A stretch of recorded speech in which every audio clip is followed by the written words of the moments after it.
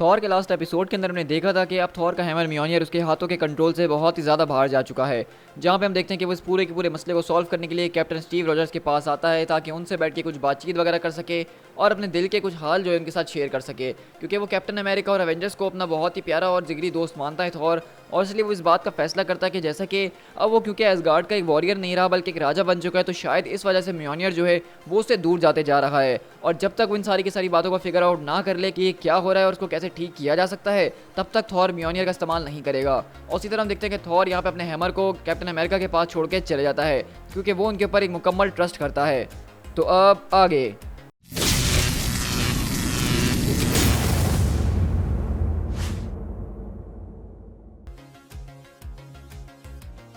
तो हमारी कहानी की शुरुआत बेसिकली उसी विजन के साथ होती है जो कि थेनोस को तब दिखा था जब उसने ब्लैक विंटर के अंदर अपनी नज़रों को दौड़ाया था। और हम देखते हैं कि किस तरीके से यहाँ पे थेनोस जो है खड़ा हुआ है, उसने सारे के सारे अर्थ के सुपर हीरोज को जान से मार दिया है। इस वक्त उसके हाथ में थॉर का हैमर म्योनियर मौजूद है और उसको देख के ऐसा लग रहा है कि उसके अंदर इन्फिनिटी स्टोन्स लगे हुए हैं और साथ साथ जो उसका लेफ्ट हैंड है उसके अंदर एक बहुत ही ज़्यादा ज़बरदस्त किस्म का गॉन्टलेट नज़र आ रहा है। और हम देखते हैं कि वो यहाँ पे थॉर को बहुत बुरी तरीके से मार रहा है और थॉर अपनी मौत के काफ़ी ज़्यादा करीब है। और थेनोस कहता है कि ये सब कुछ अब खत्म हो चुका है गार्डियन, तुम बहुत बढ़िया लड़े और मैं इस बात को मेक श्योर करूंगा कि आज की रात का डिनर तुम वेलहैला के अंदर करो। बस इस सब के लिए तुम्हें इतना करना होगा कि तुम्हें गिरना होगा।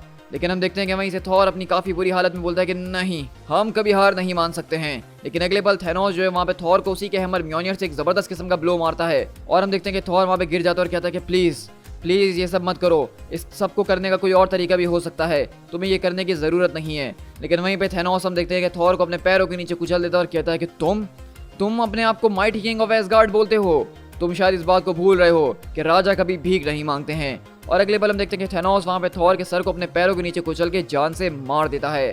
और हमें पता चलता है कि बेसिकली ये वो पूरा का पूरा विजन था जो कि थॉर ने तब देखा था जब उसने ब्लैक विंटर के अंदर झांका था। तो एक तरह से ये जो है हमें फ्यूचर बताया जा रहा है डॉनी केट्स के जरिए कि थॉर की जो मौत होने वाली है आगे, हो सकता है कि वो बहुत जल्द हो, वो इसी तरह से कुछ होने वाली है। और इसी तरह हम देखते हैं कि बेसिकली थॉर अपना ये सारा का सारा विजन किसी और को नहीं बल्कि लेडी जेन फोस्टर को सुना रहा होता है। और जेन फोस्टर कहती है कि ओ माय गॉड जीज, ये तो बहुत ही ज़्यादा ब्रूटल है, क्या ये नाइटमेयर तुम्हें हर रात आता है? तो थॉर बोलता है कि वैसे तो मैं हर रात सोता नहीं हूँ, लेकिन जब भी मैं सोता हूँ जेन, मुझे बिल्कुल यही सपना आता है। तो वहीं से जेन बोलती है कि क्या तुम मुझे इसको समझने में थोड़ी सी मेरी मदद करोगे? मतलब तुमने एक तरह की स्टॉर्म के अंदर देखा और उसने तुम्हें ये एक विजन, एक प्रोफेसी दिखाई कि तुम किस तरीके से मरने वाले हो। तो थॉर बोलता है कि नहीं, कि ये कोई आम स्टॉर्म नहीं था जेन, बल्कि द ब्लैक विंटर था जो कि एक primordial dead of the universe है। जब मैंने उसके अंदर देखा तो उसने मुझे दिखाया कि अल्टीमेटली मेरा असली सच क्या है, मेरी फाइनल डेथ किस तरह से होगी। मैं सबको नज़रअंदाज करने की काफ़ी ज़्यादा कोशिश कर चुका हूँ लेकिन मैं कर नहीं पा रहा हूँ। तो जेन बोलती है अच्छा, तो तुमने उस पूरे के पूरे विजन के अंदर देखा कि किस तरीके से थेनोस जो कि वापसी जिंदा हो चुका है, म्योनियर को वील्ड किया हुआ है जिसके अंदर इन्फिनिटी स्टोन्स लगे हुए हैं और वो अपने साथ एक पूरी की पूरी डेड आर्मी को भी लीड कर रहा है। नहीं, ज़रा एक मिनट रुक जाओ, ऐसा हो नहीं सकता है, होल्ड ऑन।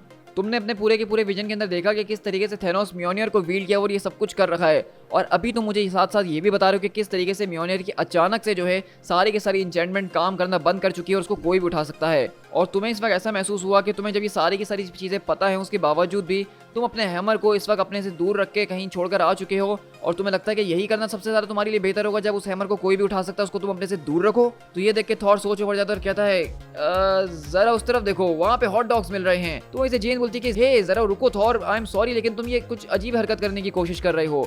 तो हम देखते हैं कि थॉर बेसिकली इन सारी की सारी बातों को इग्नोर कर रखा है और वहाँ पे जाके हॉट डॉग के ठेले पे से जाके 4-5 हॉट डॉग खरीद के आता है और उसको एंजॉय करने लग जाता है। तो ये देख के जेन भी बोलती है कि ये तुम कर क्या रहे हो, मुझे कुछ समझ में नहीं आ रहा। तो वहीं से वो कहता है कि तुम क्या हॉट डॉग लेना पसंद नहीं करोगी? तो कहती है कि नहीं, मतलब तुमने अभी उससे किस तरीके से बात करी, ये तुम्हारा एक्सेंट कुछ अजीब लग रहा था मुझे। तो थॉर बोलता है कि हाँ जेन, मैं इस बात को जानता हूँ कि मैं इस मिडगार्ड के ऊपर तब से आ रहा हूँ जबकि यहाँ पे इंसान जो है सही तरीके से टूल्स को डेवलप भी नहीं करते थे। इस अर्थ के ऊपर होने वाली हमारी लैंग्वेज को बहुत अच्छे तरीके से जानते हैं, चाहे वो ऐसी लैंग्वेज भी क्यों ना हो जो कि अब बोली नहीं जाती हो, उसका नाम और निशान भी मिट चुका हो। तो हाँ, मैं बहुत सालों पहले न्यू एम्स्टरडम के अंदर भी आया था जहाँ पे तुम्हारे एंसेस्टर्स इसी तरह से बात किया करते थे। तो इनफैक्ट मैं न्यूयॉर्क वाले पूरे के पूरे एक्सेंट के अंदर भी बात कर सकता हूँ। तो वहीं से जेन बोलती है कि तुमने इस वक्त जिस तरीके से बात करी वो बिल्कुल न्यूयॉर्क वाला नहीं बल्कि कोई अजीब ही एक्सेंट लग रहा था। तो थॉर बोलता है कि हाँ, कम से कम तुम्हारे उस फेक एसगार्डियन एक्सेंट से तो बहुत ही ज़्यादा अच्छा है ना, जो कि तुम कुछ टाइम पहले तक इस्तेमाल किया करती थी। लेकिन अगले वाले हम देखते हैं कि यहाँ पे जेन फोस्टर के पास एक मैसेज आता है उसको कि यहाँ पे एक बहुत बड़ा खतरा है और उसको उससे मुकाबला करने के लिए जाना होगा। और अगले वाले हम देखते हैं कि वो अपने आप को पूरे के पूरे गेटअप के अंदर चेंज करती है और सीधा वेलकरी वाले रूप में आगे बढ़ती है और कहती है कि चलो अब इंतजार किस बात का, हमें आगे जाना होगा पोनीटेल। तो थॉर बोलता है कि जरा एक मिनट, मैं अपने सूट को साथ लेकर नहीं आया।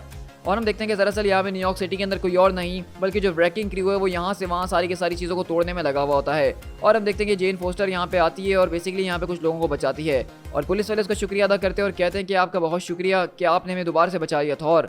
तो वो कहती है कि नहीं, अब मैं वेलकरी हूँ और मैं इस बात को काफ़ी अप्रिशिएट करूँगी, क्या आप मुझे थोड़ी सी इंटर दे देंगे यहाँ पे क्या चल रहा है। तो वो पुलिस वाला उसको बताता है कि किस तरीके से वो यहाँ बैंक वगैरह को लूटने की कोशिश कर रहे हैं और अगले पल वहाँ पर हम देखते हैं कि वेलकरी उनको रोकने के लिए आगे बढ़ती है। और उसी तरह हम देखते हैं कि यहाँ पे वेलकरी बेसिकली उनके सारे के सारे मेंबर्स को ज़बरदस्त तरीके से यहाँ पे पेल रही होती है और अगले पल थॉर भी उनके वेपन से आता है, उनको कूट के ज़बरदस्त तरीके से यहाँ पे गिराता है।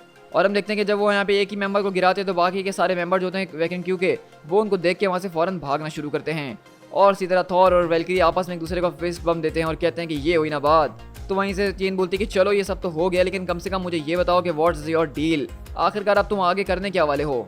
तो वहीं से वो कहता है कि इसका क्या मतलब है, मैं तो बस तुमसे यहाँ पे बात करने आया था क्योंकि मैं तुम्हें अपना एक पुराना दोस्त समझता हूँ। तो जेन बोलती है कि यही तो मेरा मतलब है कि तुम यहाँ पे मुझसे बात करने के लिए आए हो, क्योंकि मैं जिस थॉर को जानती हूँ कि वो कभी भी प्रॉब्लम्स के बारे में बात नहीं करता है, वो उन प्रॉब्लम से भागता नहीं है, वो उनसे छुपता नहीं है। और ये सारे के सारा विजन, ये nightmare, Thanos, Black Winter, Blake, मैं जानती हूँ कि इतने छोटे से वक्त के अंदर ये सब कुछ तुम्हारे लिए बहुत ज़्यादा की है, बट नो ऑफेंस मैन, लेकिन तुम इस वक्त जो एक अच्छे राजा बनने की कुछ ज़्यादा ही कोशिश कर रहे हो, जो कि तुम्हें नहीं करनी चाहिए। मेरे ख्याल से तुम्हें इस वक्त जो है इसी तरह अपनी लाइफ को थोड़ा सा चिल करना चाहिए और इन सारी की सारी चीज़ों के बारे में कम सोचना चाहिए, क्योंकि आखिरकार तुम किस चीज़ से डर रहे हो यहाँ पे। तो थॉर बोलता है कि डर रहा हूँ, थॉर को किसी चीज़ से डर नहीं लगता है, हम तो बस तुमसे यह बात करने के लिए आए थे। लेकिन अगले पल हम देखते हैं कि थॉर के रेवेंस यहाँ पे पहुंचते और कहते हैं कि माय किंग, आपको यहाँ पे बुलाया गया है। तो थॉर बोलता है कि मुझे बुलाया गया है, कोई नहीं है जो कि एक राजा को बुला सके। तो वहीं से रेवेंस बोलते हैं कि लॉर्ड थॉर, वो आपकी माँ है, लेडी फ्रिजा। तो ये देख के जेन वहाँ पे मुस्कुराती और कहती है, तो तुम क्या कह रहे थे थॉर।